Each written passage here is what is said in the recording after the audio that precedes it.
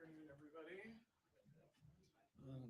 I don't have anything off the top today. So, Sean, do you want to kick us off? Sure, nothing. Well, can we start maybe broadly about where things stand in the Middle East, particularly with the ceasefire talks that the idea of having talks on the 15th. Where does that stand?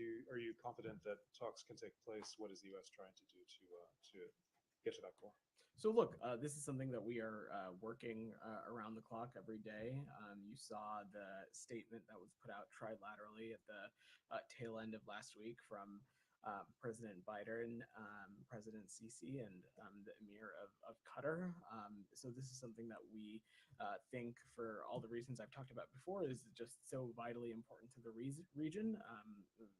First and foremost, it is time for the remaining hostages to be returned home, and that includes, of course, American citizens. It's also has the potential to bring about much needed relief to the people of Gaza, and so that's what's on the table, and that's what's at stake, and that's what we'll continue to work towards. But as it relates to the negotiations, Sean, and status and where things stand, I'm just not going to get into the specifics of the process, just given sensitivities and wanting to see this process play out. Well, not to get too much into the specifics, but for example, there is I'm sure you saw the New York Times report today about the Israeli negotiating position, saying that some demands made in recent weeks, for example, the Philadelphia corridor, the border with Egypt, that Israel has demanded to have control of that. Do you think that both sides actually want a truce and are ready to make some compromises to get there? So look, Sean, again, I'm just not going to get into the specifics of the negotiation process. That certainly would not be helpful from up here, and it would not helpful to a sensitive process. On whatever the reporting that is out there, Sean, I've seen those reports, and I'm certainly not going to get into alleged documents or comment on private diplomatic conversations. I'll also say that, the media says a lot of things, government officials say a lot of things. What I can say from the U.S. perspective is that we are so clearly committed to this because we think it is in the vital interest of the region. As you've heard me say, we think that a ceasefire deal has the potential to create conditions so that hostages can release, so we can see an increase in humanitarian aid, and more broadly, create conditions for diplomacy to get the region out of this endless cycle of violence. And I will also just note what I said yesterday, that Prime Minister Netanyahu confirmed that his team will be at the ceasefire talks on Thursday, and that they'll be prepared to finalize the details for implementing the deal. But I'm not going to get more specific beyond that. Do you know where the talks would take place? Updates on that. Just one more for you before I pass on. Yeah. The other the Iranian aspect of the equation, if you will. Obviously, there have been talks. I know the secretary spoke yesterday with the Turkish foreign minister, with the Iraqi prime minister, about this and other issues.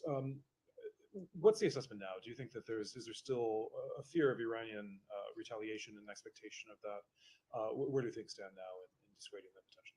Thanks, Ron. So I don't want to speculate on what actions the Iranian regime might take, but I will say, as the secretary has said repeatedly, no one benefits from any kind of retaliation. And what we've been engaged on is intensive diplomacy with allies and partners who are helping us communicate that message to the region, including directly to Iran. And a number of ways in which we're doing that is through, of course, some of the counterpart calls that you have seen the secretary participate in over not just yesterday, but over the past 2 weeks now. We're also communicating this message directly to Israel, and also reiterating that our commitment to Israel's security is ironclad, and we'll continue to defend Israel against attacks from Iran and Iran-backed terrorist groups, just as we'll continue to defend American personnel. But everyone in the region should understand that further attacks only perpetuate conflict, instability, and insecurity for everyone. And so what we're focused on is intensively on de-escalation through diplomacy. Go ahead. Welcome. Thank you very much. First day. Thank you. Yeah. So is there any communication between the US and Iran at the moment? So I'm just not going to speak to private diplomatic conversations. What I can say is that we have been engaging with partners who are communicating that message directly to Iran. I'm not aware of any communication between the US. And do you expect them to hold off from any retaliation until after Thursday's talks? So, as I just said to Sean, I certainly don't want to speculate on any timeline. What I will say is that we have been stressing to allies, partners, like-mindeds, just how important it is that the parties not take steps that are going to perpetuate this conflict, that are going to lead to further instability and insecurity. No one benefits from any kind of retaliation, and so we want to not see any escalation or any attack take place in the first place. And you expect Hamas to be there? So we've seen the reports of what they have said as it relates to their participation. Our partners in Qatar have assured us that they will work to have Hamas represented. As I just said to Sean, it is far time for Hamas to release the remaining hostages, including the American citizens. But broadly, we fully expect these talks to move forward as they should. So regardless of whether they're there or not, the talks happen. So, as I said, Qatar has assured us that they will work to have Hamas represented there, and we fully expect these talks to move forward. Thank you. Shannon. So Qatar has assured that they will work to have Hamas there, but it's still not guaranteed that Hamas will participate. A lot of members of the group have been saying that's because of reluctance that they perceive from Israel to commit to a deal, to implement a deal. Do you think that's the message the world should get from Hamas's lack of participation if things go forward as they stand, or is Hamas unwilling to commit to a deal? So I'm not going to get into the mind of Mr. Sinwar. Let me just say a couple things. First, this whole process started when President Biden in late May laid out a very clear proposal of the contours of a ceasefire deal that was very quickly endorsed by the G7, quickly endorsed by the UN Security Council, quickly endorsed by the Arab world, endorsed by Israel, and so on and so forth. We continue to believe that a ceasefire proposal in lines with that is achievable, and that's exactly why you saw President Biden, President Sisi, and the Qatari Emir put out that trilateral statement last week. It is imperative that these talks continue, that we get this process across the finish line because of what we believe it can achieve when it comes to the hostages being released, when it comes to humanitarian aid, and when it comes to greater diplomacy for the region. And I will just, note again that in light of that trilateral statement, Prime Minister Netanyahu quickly confirmed that his team will be at the ceasefire talks on Thursday, and that they'll be prepared to finalize the deals for implementing this. And simultaneously, our Qatari partners have assured us that they are working to ensure that there is Hamas representation as well. So we'll let this process play out, but we fully expect these talks to move forward as they should. And on the anticipated Iranian attack on Israel, do you still see a broad level of support among the coalition of particularly Middle Eastern countries that helped defend Israel in April, or do you think that has waned? So I'm certainly not going to speak to other countries' efforts and how they might be adjusting or not adjusting any security posture they're taking. What I can say is that no one is naive about Iran's malign, destabilizing behavior, particularly through its proxies, particularly in the Middle East region. And what I can say on behalf of the United States is that we certainly won't hesitate to defend Israel as well as our personnel from not just attacks from Iran, but Iranian-backed proxies as well. Camilla. Thanks. A couple of questions about other figureheads that could create potential obstacles. Wall Street Journal reported that Sinwar had said through Arab mediators that if Israel's serious about negotiations and wants Hamas to participate in this week's talks, then they need to stop all military operations in Gaza. As you know, Hamas have made Sinwar their head of their political bureau, whatever that means. Are you guys taking what he says seriously? Do you see what he says as just bluster, or is it potential to? Does he have any kind of potential to stop Hamas's participation? How should we read this? So you saw the secretary speak to this last week in Annapolis with the appointment of Mr. Sinwar as Hamas's political bureau chief. From our point of view, that designation didn't change anything. Over the course of this whole process, over the course of this whole conflict, it has been clear to everyone that Mr. Sinwar continues to be the decision maker. And when it comes to the future of the Palestinian people, when it comes to the ability to alleviate some of the suffering and to alleviate some of the dire situations that we're seeing in the Gaza Strip, ultimately that is also up to Mr. Sinwar. In response to the trilateral statement that was put out last week, the Israelis have confirmed that they will have a team present ready to continue and carry forward these talks. It is imperative that Hamas do the same, because it is far time for these hostages to be released and to bring relief to the people of Gaza. And we fully expect these talks to move forward. As I said just a moment ago, our Qatari partners are also working to ensure that there is Hamas representation, and I will let the process play out. Okay, thank you. And then on Israel, you guys have a lot at stake all the time in the region, particularly this week. With these talks that you guys are, really helping push into place, but you also have figures like the National Security Minister in Israel, Ben-Gvir, going up on the most explosive piece of real estate in the region, again, the Temple Mount, to what can only be perceived as something that he thinks is his right to impose his policy on something, but that is not the status quo policy that Netanyahu has come out and said, this is not our government policy. Like Netanyahu can only say so much, so can you guys. This is all rhetoric when you condemn actions like that, but these actions have real potential to escalate things in the region.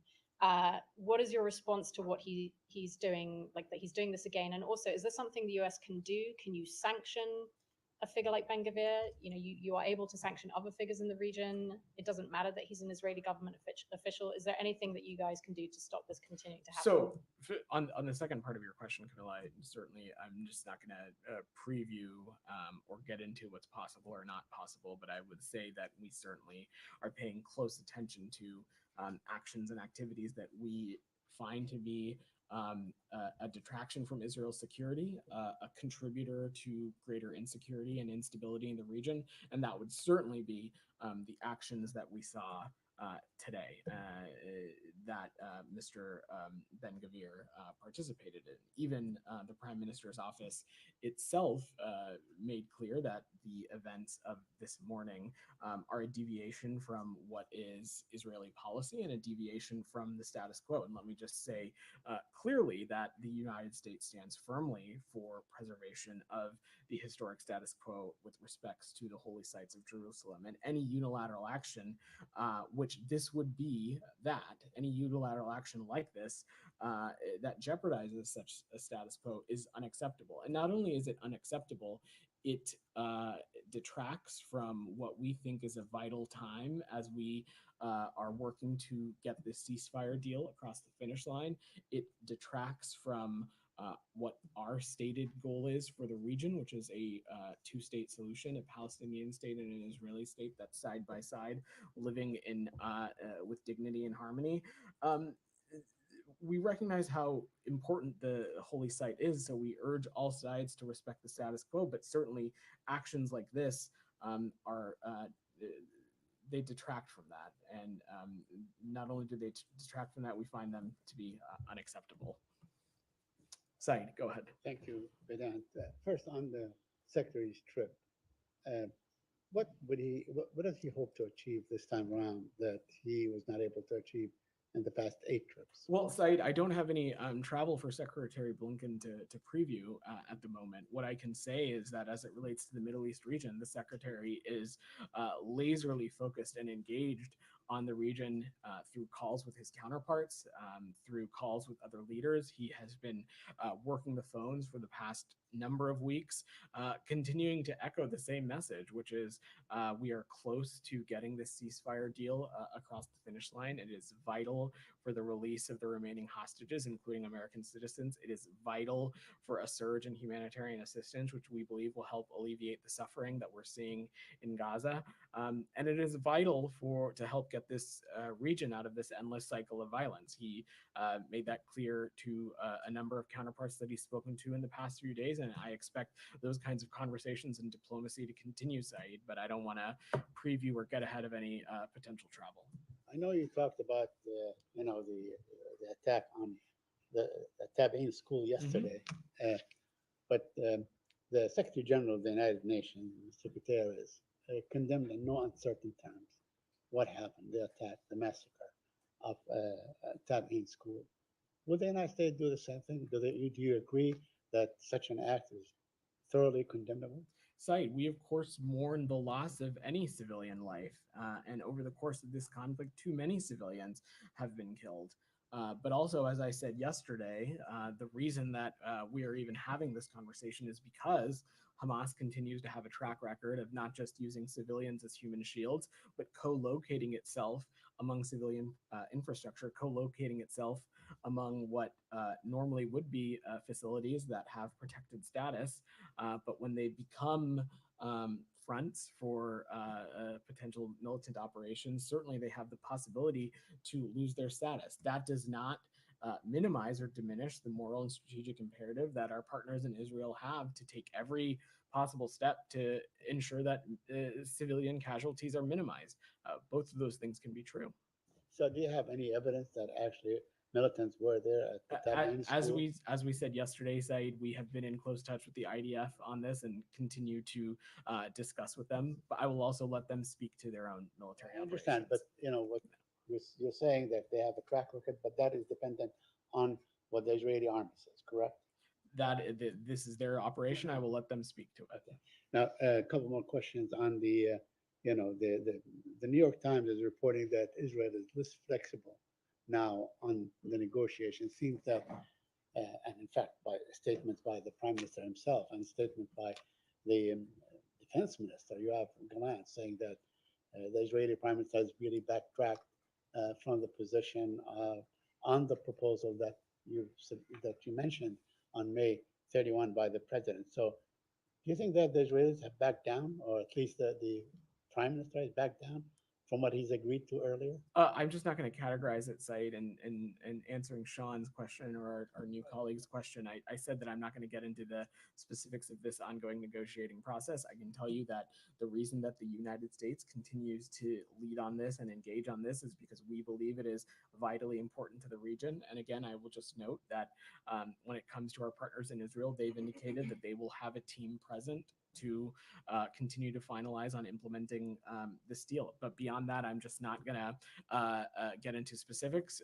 You are welcome to ask because, of course, it's your time, but I'm not going to address them. Okay, that's fair. Now, the Hamas is saying that they have agreed to the proposal as it was proposed, and there is nothing else to negotiate.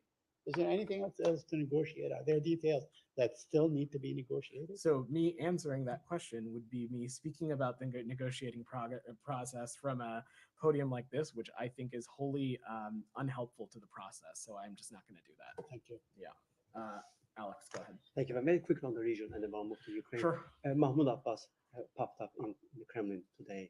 How closely are you following this trip, and what's your best guess about what's going on between the two, and how involved or not involved has Russia been in the latest situation in the Middle East? So, from my vantage point, I don't think Russia has really played a role, not in working to get the parties to get to this ceasefire stage, but also beyond that, working to be a source of humanitarian aid for the Palestinian people. As it relates to President Abbas's travel, I don't have anything to offer there. I would let the PA speak to his own engagements. Thank you. On Ukraine, we were told since last week, Vedant, that you were not entirely clear about Ukraine's objectives in its cross-border operation. Well, today, Ukrainian Foreign Ministry laid it out. They said that the aim is to neutralize threats coming from Russia on Ukrainian territory, not to gain land. Is it satisfying enough? So, Alex, it's not about anything being satisfactory or not. I think what we're talking about, and again, the only reason that you and I are even talking about this subject is that the only country at war in Ukraine is Russia. You know, President Putin is the one who invaded Ukraine, and Ukraine is defending itself from that aggression. This has been Kremlin's war of aggression from the start against Ukraine, pure and simple. And I just want to reiterate what some others across the administration have said, which is that we're not engaged in any aspect or planning or preparation for this operation. I will let the Ukrainian military speak to their own operations, but our role and what we are focused on is supporting Ukraine be able to defend itself which we believe is common sense, especially when it comes to defending itself against attacks or operations that may be immediately across the border. And so we will remain focused on ensuring that our Ukrainian partners have what they need to do that. There are reports that Putin pulled out from Ukraine today, basically to focus on homeland. Are you in a position to verify this? I'm just not going to speak to specific operational updates, Alex. On this, President Zelensky called on the bird to react to the latest situation in Zaporozhye. We have seen the video how Russian occupiers turning fire in the area. Do you have any reaction? So, I mean, Alex, I think you and I have been talking about this, for who knows how many months now. But as I said in 2022 and 2023, any kind of violent military kinetic activity so close to a nuclear power plant certainly not only is it dangerous, but it creates the potential for enhanced risk, and that's something we certainly don't want to see. I have one more in Iran, if I may. We have seen the you got four. I promise I'll come back final to you. one. Okay. Please come back to me. Okay. Nike, go ahead. Thank you. If we may switch to public health emergency, Sure. given the multinational outbreak of monkeypox, does the State Department has any plan to update its travel advisory with the new information? And what is the U.S. Message to travelers? So I don't have any updates on travel advisories, Nike, but we are tracking closely on the spread of Mpox in Central Africa. We are pleased to see international leadership in this area this year. I will note the United States has provided more than 17 million beyond our regularly programmed health assistance to support Mpox preparedness and response efforts in Central and Eastern Africa.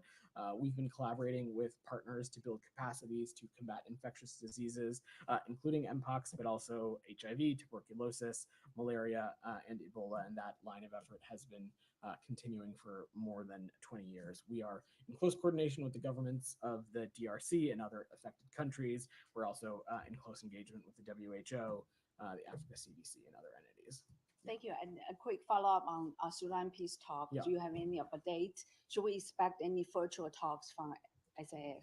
So in terms of format, Nike, I'm not in a place to speak to that. Unfortunately, though, the SAF yet have not agreed to participate in talks in Switzerland. We are disappointed that that is causing a delay of beginning talks with both parties participating, but these talks will continue. We expect them to move forward. In the Jeddah Declaration, both the SAF and the RSF committed to expanded discussion to achieve a permanent cessation of hostilities, and I know that is what Special Envoy Perriello, Special Envoy Hammer are hoping to see come out of this as well. Thank you. Go ahead. Thank you, Vedant. Yeah. I know you've been asked about the Iranian aspect in the negotiations. Today, there were reports that the Iranian may send a delegation to the negotiations. They disputed that, but were they offered to be on the table of the negotiations? So I'm just not going to speak to the specifics of the negotiation process. It would, so I will just leave it at that. I don't want to get into the details. And on Hezbollah and Israel, should a retaliation happen now? If I know you are trying very hard to avoid an escalation, but if there is a response from Hezbollah, do you have a sense that Hezbollah or Israel understand the red lines, at least to not go on a wide-scale war?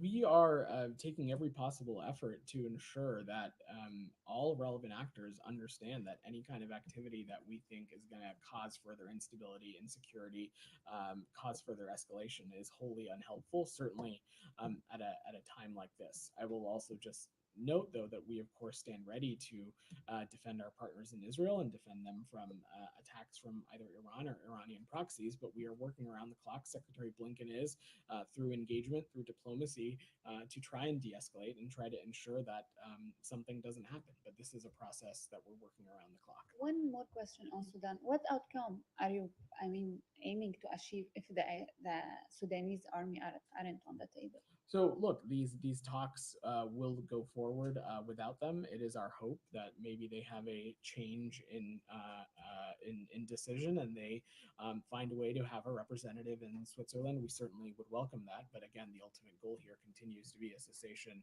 of hostilities nationwide. Thank you. DR, go ahead. Thank you, Vedant. Yeah. Going back to Secretary Blinken's phone call with the Iraqi Prime Minister. So was this call just to talk about concerns over the Iranian-backed groups in Iraq to attack the U.S. forces, or does the Secretary Blinken send any message to Iran through the Iraqi Prime Minister as they are enjoying a very good relations with Tehran? So the message was pretty clear in the readout. I don't have to get more. I don't have more specifics to offer than that. They spoke about a number of issues, including issues affecting the region, and a commitment that they both shared to doing whatever possible to send clear messages about de-escalation and not wanting to see any kind of conflict or violence spread or grow out of hand. And then last time when Secretary Blinken spoke with the Iraqi Prime Minister, they were discussing the protection of the U.S. forces in Iraq. But in less than 24 hours, the Iraqi militia groups attacked the U.S. forces in Iraq and injured 7 U.S. personnel in Al-Assad base. So do you trust the Iraqi government that they have the power to rein the militia groups to not attack the U.S. forces? Has the Secretary Blinken and the State Department shared this concern with the Iraqi government? So, look, first, let me just say broadly that, of course, we continue to believe that that the Iraqi government is a important partner in the region. But as we have said a number of times before, that they also have a role to play in helping hold, I should say, some of these malign proxy groups accountable. I will also just note that when it comes to the United States, we certainly won't hesitate to take appropriate action to hold those to account who may put our personnel in harm's way. Yeah, go ahead. Thank you. Yeah. I have a question on South Asia, but before that, I have one on the deadliest Israeli airstrike on Gaza. You talk about this in detail and express your concerns, but at the same time, it looked like you're also supporting the slaughter of innocents in the name of self-defense. New polls show that majority of Americans, especially the young Americans, disapprove Israeli actions in Gaza. How do you explain this to Americans? Because their taxpayers' money, U.S. government is providing bombs, small arms, and other forms of aid to Israel. So, And secondly, sir, how would you define the current policy of this administration, which is like keep expressing concerns and keep providing bombs? So first, I think I would just reject the overall premise of that question. I could not disagree with it more. Let me just be very clear. Any number above 0 of civilian lives lost is wholly unacceptable to us. It is deeply, deeply troubling and unfortunate that we find ourselves in a scenario where we have a belligerent like Hamas that continues to use civilians as human shields, that continues to utilize civilian infrastructure and what should be protected facilities as safe haven.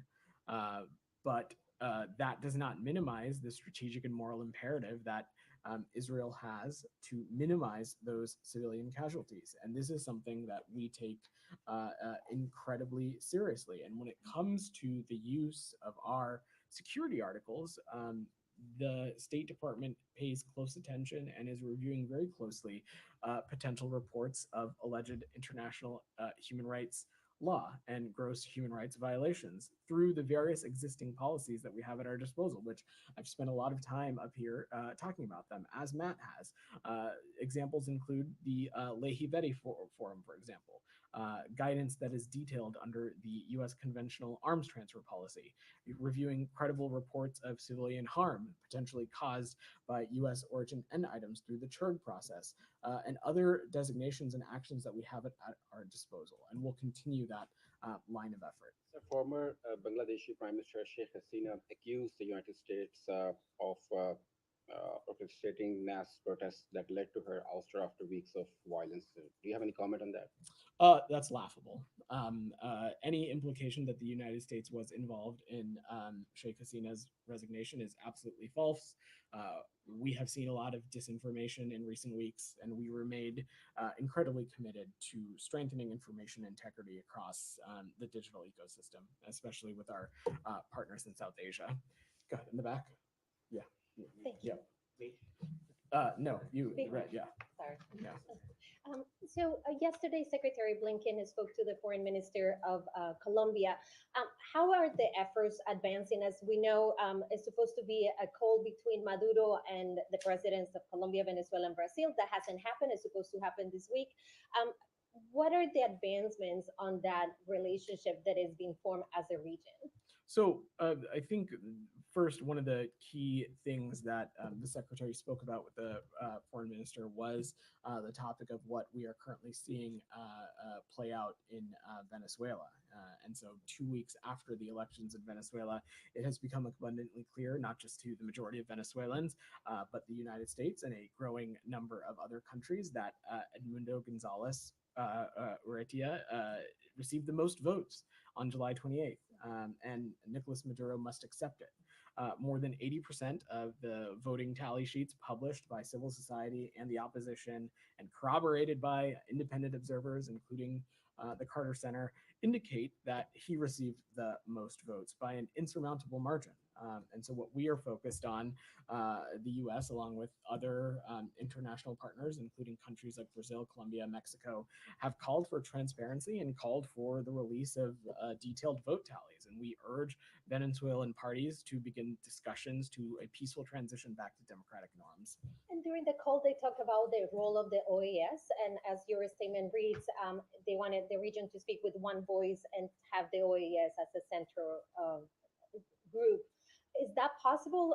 The foreign minister of Colombia released a statement just a few hours ago in which he says that he made clear the position of Colombia on the OAS. And we know that during the vote, the US-led resolution with Uruguay and other countries failed to pass with 17 votes, and Colombia actually abstained.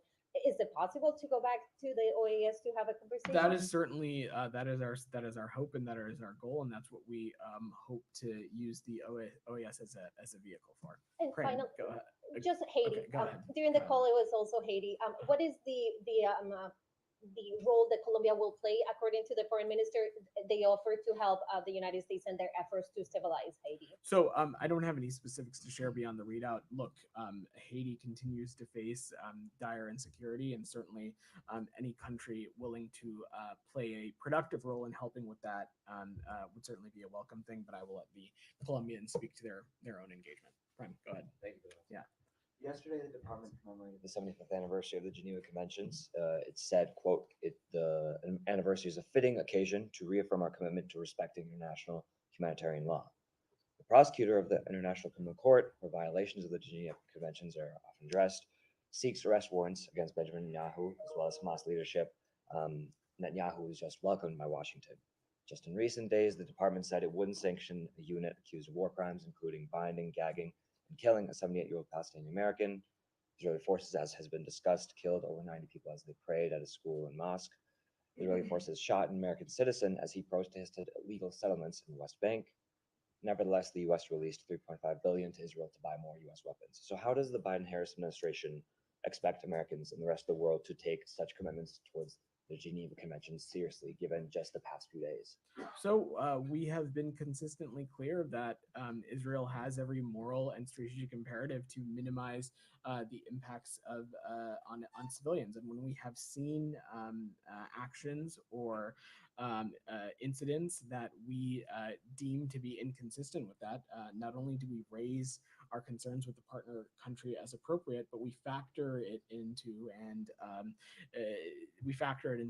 the however which way we may implement certain policy responses to as a deterrence for these kinds of incidents to reoccur in the future. I talked about some of these tools at our disposal recently, the Leahy Vetting Forum, the guidance that's laid out in the conventional arms transfer policy, the CHURG process, as well as other things like visa restrictions and designations that we have. We urge Israel to thoroughly and transparently investigate reports of gross violations of human rights and take all appropriate action, and we'll continue to do that. So I know that the department and the U.S. issued certain statements mourning the loss of life from some of these killings, and you talk about deterrence. Just hours ago, 2 twins who were newborn were killed in Gaza with their mother and grandmother as their father went to collect their birth certificates.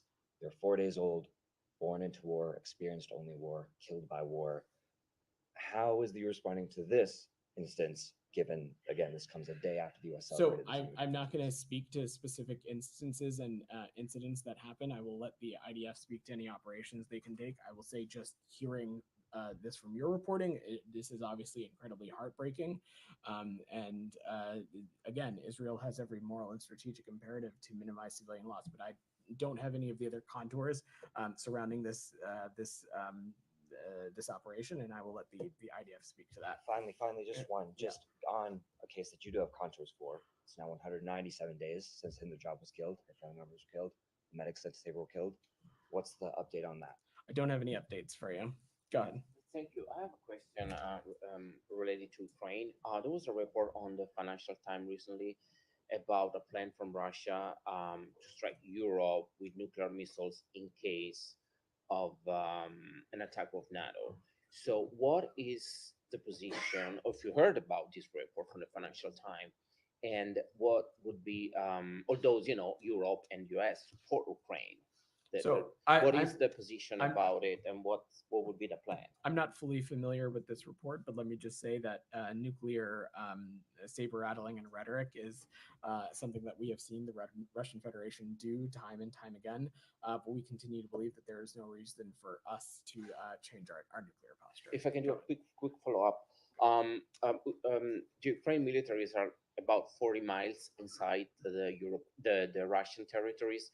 Is it still part of what President Biden believed that is good to be done, like use American weapons in Russia, or Ukraine is going too far right now? So there has been no change as it relates to our policy. As the president has said, we of course are supportive of efforts to disrupt operations that might be immediately across the border. But beyond that, there has been no change in policy, and I will let our Ukrainian partners speak to any operation of theirs. Go ahead. Yeah, thank you. Yeah. The U.S. ambassador to Mexico, Ken Salazar, has indicated that there's evidence, enough evidence about how El Mayo Zambada was brought to the U.S. against his will. And the Mexican authorities are trying to question the U.S. authorities about the conditions of this arrest of El Mayo Zambada. They don't seem to have any answer, or not the answers they're expecting. Are you cooperating with the Mexican authorities to respond to those questions about the Mayo Zambada arrest? So first, let me just say that I will defer to the Department of Justice and let them speak to the situation in more context and more detail, but we continue to have deep cooperation with the government of Mexico under the bicentennial security framework, working together to dismantle criminal networks. And I can confirm that there was no law enforcement operation conducted in Mexico. Can I follow up? I have to wrap soon, so I want to get to a couple more people. Go ahead. Thank you, Vedant. A few questions, if I can. First of all, the Iranian mission at the UN said last week that they do have direct line of communication and are talking to the Americans. Are they wrong? I'm just not going to, I will let them offer any clarification to what they're saying. So there is a clarification, they should offer a clarification. I just don't have any comment to offer. What I can say is that we don't have any direct communication with the Iranian regime. The messages that we are sending is through other countries and allies partners, and we are continuing to stress the importance of de-escalation and not partaking in any activity that would be construed as destabilizing or causing greater insecurity. Thank you. And following on from that, it appears that certainly the reporting is suggesting that the Iranians are now suggesting that any retaliation will be dependent on the success or otherwise of the talks this week, the ceasefire talks. How does that change the framing of Thursday from your perspective? It doesn't, and I think I've answered this question a couple of times already. So I'm happy for people to tune in, but when you are asking the same questions as your colleagues ask, you're kind of wasting their time. Okay, so I'm going to stop. Can I just ask one more about the? Thank you, everybody. I have a hard out today.